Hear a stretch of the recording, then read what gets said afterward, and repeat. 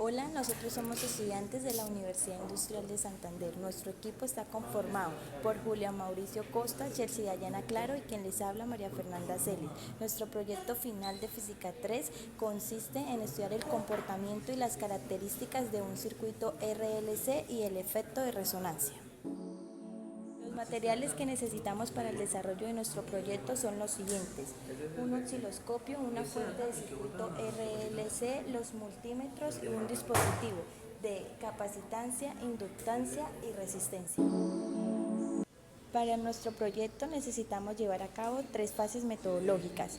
La primera se realiza con el fin de determinar teórica y experimentalmente la frecuencia de resonancia de un circuito RLC. Para ello es necesario tener la resistencia, el condensador y el inductor en serie y alimentar el circuito con una fuente de voltaje constante y frecuencia variable. Para calcular la frecuencia teórica necesitamos la siguiente fórmula: omega es igual a 1 sobre la raíz de LC y esta se reemplaza en la frecuencia es igual a omega sobre 2pi. Tengamos en cuenta que el valor máximo de voltaje se va a alcanzar cuando el voltaje de la inductancia y de la capacitancia son iguales. Una vez hallada el valor de la frecuencia en resonancia, se estudiará qué pasa con el voltaje y la corriente en el circuito.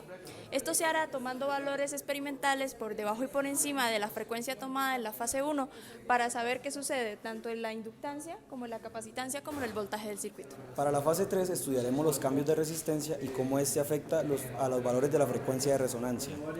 Para este nuevo valor dado por el profesor se realizarán los cálculos de la fase 1 para hallar la frecuencia de resonancia teórica y se realizarán los cálculos de la fase 2 para los nuevos valores del experimento.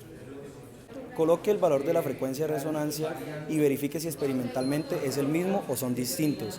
Realice mediciones del voltaje para cada uno de los elementos del circuito y varíe los valores de la frecuencia de resonancia por encima y por debajo y realice las mediciones de voltaje en el circuito. Para concluir, en este proyecto se estudió el fenómeno de resonancia tomando 2 valores diferentes de resistencias y el efecto que causan en el capacitor, el inductor y el resistor.